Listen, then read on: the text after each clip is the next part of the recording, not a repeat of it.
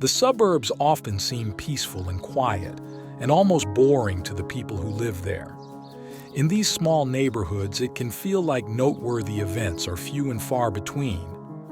Assigned to the suburbs surrounding Chicago, Illinois, Officer Daniels couldn't help but feel a sense of disappointment at the lack of excitement.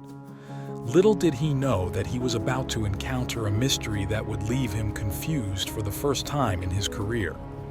The unexpected twists and turns that this case set in motion left Officer Daniels worried for his own safety. Officer Daniels was no stranger to danger. When he was a child, Gregory Daniels witnessed injustices that fueled his desire to advocate for truth and fairness. Because of this, after completing high school, he made the decision to pursue a career in law enforcement so he could start making a change in his community. Years passed, and Daniels made the decision to enroll in police officer training. He exerted an unwavering effort and surprised his teachers with his dedication. In a matter of months, he beamed with pride as he crossed the stage, accepting his badge and diploma, signifying his official status as a police officer. Eagerly anticipating his first assignment, he brimmed with anticipation for what was ahead. A couple of days later, he couldn't help but show his displeasure. Officer Daniels drove in his police car, crossing over from the bustling city of Chicago into one of the numerous suburbs in Illinois. He had yearned for a life dedicated to combating crime and safeguarding people from the grip of injustice. Seasoned police officers had warned Officer Daniels that suburban shifts could become excruciatingly monotonous and make minutes seem like hours on the job. They advised him to brace himself by stocking up on audiobooks for the long shifts. Although he was disappointed, Daniels would come to regret not fully appreciating those seemingly uneventful days. Every morning at the crack of dawn, Officer Daniels would start his patrol. His first stop would be the local gas station, where he would grab a caffeinated cup of coffee and a bite to eat, swiftly fueling up for the day ahead. Subsequently, he would navigate the streets, either finding a spot to park along the main road or leisurely meandering through residential neighborhoods. After several weeks passed, Officer Daniels became acquainted with the ins and outs of the neighborhood. He made an effort to remember the names of the locals, allowing him to address them personally in future encounters. Gradually, he grew accustomed to the routine and found comfort in its ordinariness. He developed familiarity with the early morning joggers and late-night walkers, but there were other individuals who caught his attention as well.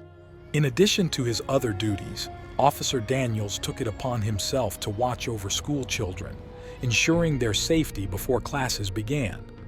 This dedication stemmed from his own childhood experiences, which formed his dream of becoming a police officer. Gradually, Officer Daniels developed a fondness for the youngsters in the neighborhood. He discovered that even the most mundane mornings became fulfilling as long as he was ensuring the safety of the children. However, his attention was soon captivated by a particular girl he observed during her daily walk to school. Initially, she seamlessly blended among the throngs of students making their way towards the school, causing Daniels' eyes to inadvertently skim past her. Despite his best efforts to commit their faces to memory, the sheer number of children made it nearly impossible to recognize each and every one of them. One morning, a peculiar sight caught Daniels' attention. He noticed the girl walking to school, approximately 10 minutes after the other kids and parents had already passed by, engrossed in their daily routines. However, being tardy was not the anomaly that intrigued Daniels about this particular girl. From his vantage point, Officer Daniels observed the girl strolling along the sidewalk across the street, partially obscured by parked cars. Moments later, she braved the crossing, catching Daniels off guard as he witnessed her daringly traversing the road without any shoes. The sight of someone walking barefoot had never caught Officer Daniels' attention before, leaving him perplexed as to how she managed to traverse the scorching asphalt. Soon, she disappeared from his line of sight, unaware of the officer's inquisitive gaze. Daniels made a mental note to observe if this occurred again before carrying on with his day. About a week later, Officer Daniels received a request to check on an elderly couple residing in the neighborhood. They had reached out for assistance, and Daniels eagerly responded to their call, ready to offer his help. Upon arriving in front of their house, Officer Daniels noticed the girl once more, crossing the street on her way to school, still without any shoes. Shaking his head in bemusement, he proceeded to assist the elderly couple inside. However, before departing, Daniels had one last question to pose to them. "That's odd." The couple showered Officer Daniels with praise, marveling at his youthful energy. Delighting in their kind words, he ensured their well-being before bidding them farewell. Just as he was about to depart, he paused and looked back, a question lingering on his lips. "Mrs. Withers, are you familiar with the young girl who walks to school barefoot?" he inquired. "Oh, yes, dear. That would be Lily. She sets off from home wearing shoes, but within minutes, they mysteriously vanish."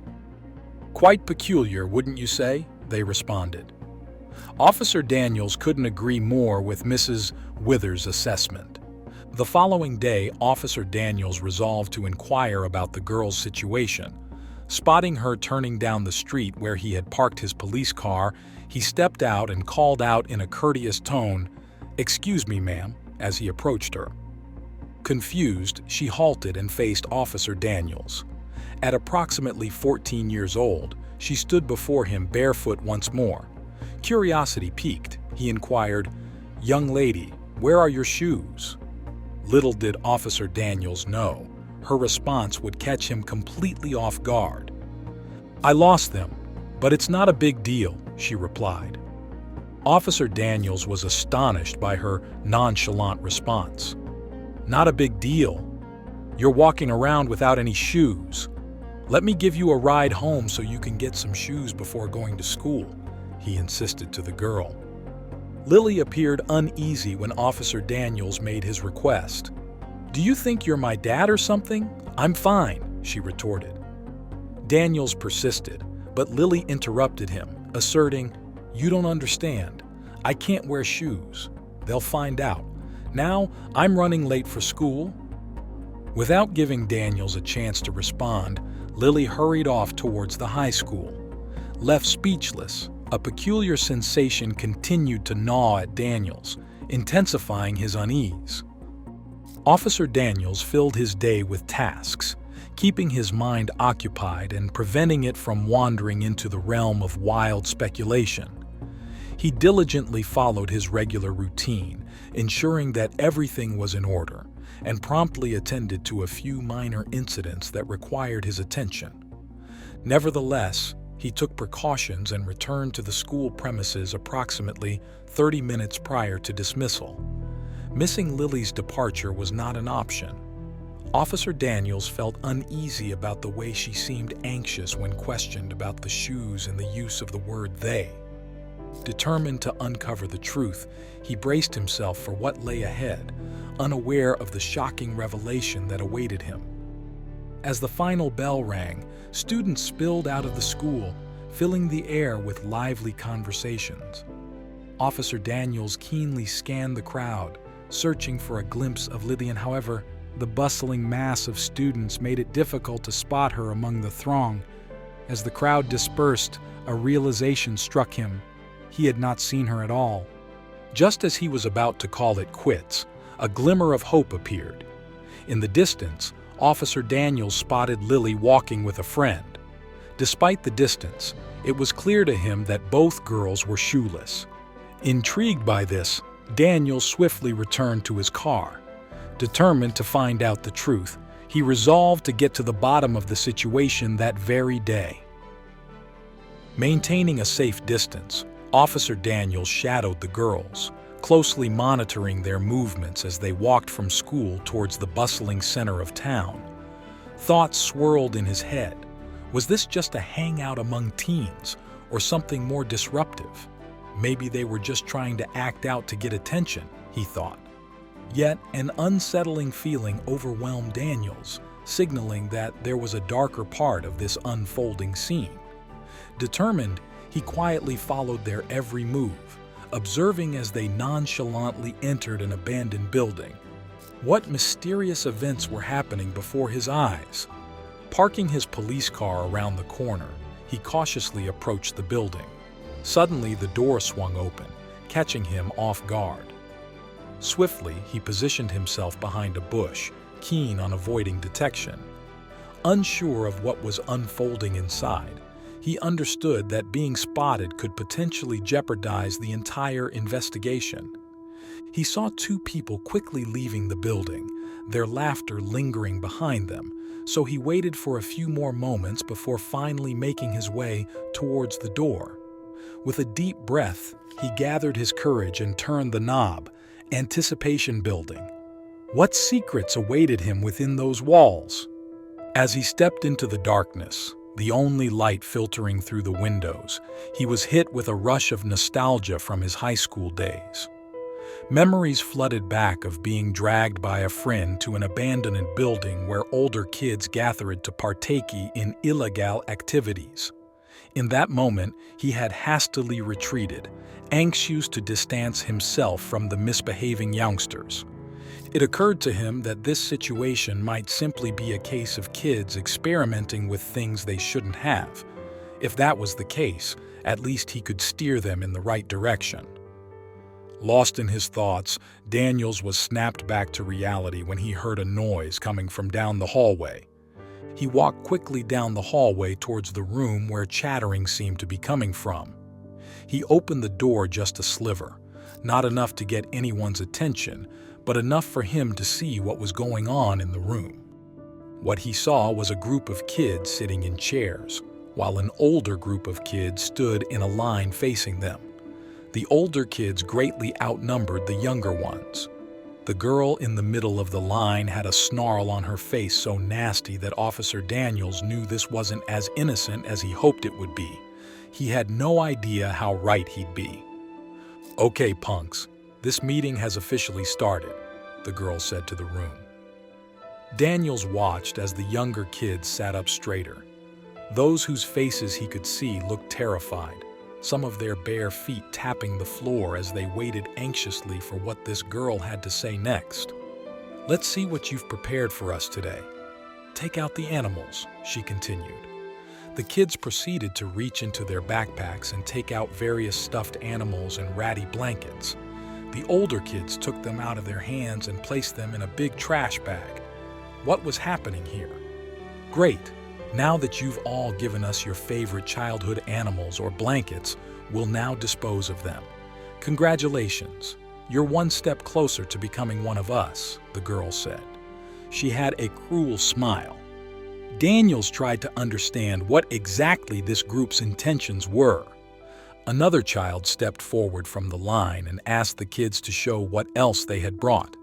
One by one, the younger kids took out loose cash they had shoved into their bags. An older boy walked down the line, collecting the cash in a bucket with a satisfied grin. But it was what he said next that made Daniels nervous. "Now, was anyone caught while doing this?" he asked. The younger kids shook their heads, all but one girl. He walked over to her angrily and said, "What happened?" She tried to explain that her parents had seen her taking the cash out of their wallet, but they decided to give it to her anyway when she explained she was shopping at the mall with her friends. "You all understand the seriousness of this if you get caught doing any of these tasks, right? We can't afford to be found out, and you can't afford to get kicked out of this group, not when you know too much. Now let's move on," he continued. Officer Daniels sat in shock for another hour as he observed the older kids have the younger ones do all kinds of odd tasks. There was nothing necessarily illegal going on from what Daniels could tell, of course, besides stealing money from their parents, but that could be debated. All he could tell from this observation was that something was seriously wrong with these children. They were only in high school, but were performing rituals similar to hazing to indict these kids into their messed-up group. He had to do something, and he knew exactly where to go. Officer Daniels went back to his car, his mind racing. How was he going to address what he had just seen? It didn't necessarily seem to be part of his jurisdiction, but somehow he felt protective over the younger kids. He couldn't do anything at this moment, not with school already being out. However, that next morning, he walked into the school with a sense of purpose, smiling at the staff members and students who looked at him curiously. Daniels made his way straight to the main office and knocked on the door. "Come in," the voice inside said. The policeman walked into Principal Weatherby's office. The principal looked up in surprise at the officer, but gestured for him to sit down. "To what do I owe this pleasure?" the principal said. "I'm afraid this won't be enjoyable, Mrs. Weatherby. Have you noticed a girl named Lily who has been walking around without shoes?" Officer Daniels asked. The principal had, of course, seen her, but the principal was a big fan of letting her students express themselves, and who was she to assume that every student could afford shoes? But she wasn't prepared for what Officer Daniels had to say next. "Ma'am, I believe her lack of shoes is tied to a group of your students using bullying and hazing to convince younger students to join their group, and we need to put a stop to it," Officer Daniels said without hesitation. The principal was shocked. What was the officer saying, and how had she missed this at her own school? Daniels told her to come with him that afternoon to see their shenanigans for herself. The principal agreed. When the final bell rang, Mrs. Weatherby drove behind the officer as they stealthily made their way to the abandoned building. Not even Officer Daniels could prepare himself for what they would see this time. The kids were set up the same way they had been yesterday, but this time on the table behind the older kids stood a variety of condiments. The principal and officer watched in horror as the teenagers sprayed the younger kids with ketchup and mustard and made them crawl around the floor with their hands and knees as they recorded them and laughed. After 15 minutes of this, they were hosed off and sat back down. Then one of the older girls held up a pair of scissors. Mrs. Weatherby had already seen enough. This was going way too far. "For your next test, let's see how you guys fare with new haircuts," the girl said. One of the younger girls burst into tears at the thought of cutting her hair, and the older kids just looked at her, no pity or sympathy in their eyes. "Margaret, if you can't handle this, then you're not made to be in this group. Do you need to leave?" a teen said. The poor girl shook her head, and the older girl smiled as she approached Margaret first. She raised her arm with the scissors, but turned her head when she heard a "wait" scream from the other side of the room. The principal barged into the room with Officer Daniels trailing behind her. The whole group had fear, surprise, and guilt written all over their faces. Immediately, there was chaos as the kids tried to run, but the officer blocked the door. The principal whistled loudly and told them in a very stern voice to sit where they were. It was suddenly clear why she was such a good principal, Daniels thought. "Here's what's going to happen right now," she said, and proceeded to lay out the consequences. The older kids were going to be suspended for a few days due to their use of hazing and bullying towards the younger kids. If she found out that there was any attempt to put this group back together, she wouldn't hesitate to expel anyone involved. They were to give back anything they had taken from the younger kids, and they would all need to attend one session a week for the rest of the semester, with the school's guidance counselor to process what they were doing. "Go home now," she said, and the kids all scrambled out of the room, all except one. Officer Daniels had asked Lily to stay and explain the workings of the group. She told them all about how the older kids had promised them an enjoyable high school experience with older friends and popularity, but that first they would have to go through a month of tests to make sure they were up for it. She hadn't thought anything went too far until they had them steal money from their parents and threaten to post humiliating pictures and videos of them if they didn't follow the rules. "You don't have to worry about that anymore," the officer told her, and walked her home safely. When Officer Daniels saw a girl repeatedly walk out of her house without shoes, he had a feeling something was very wrong. After following his gut and conducting a careful investigation, he was able to save kids from humiliation and a traumatic high school experience.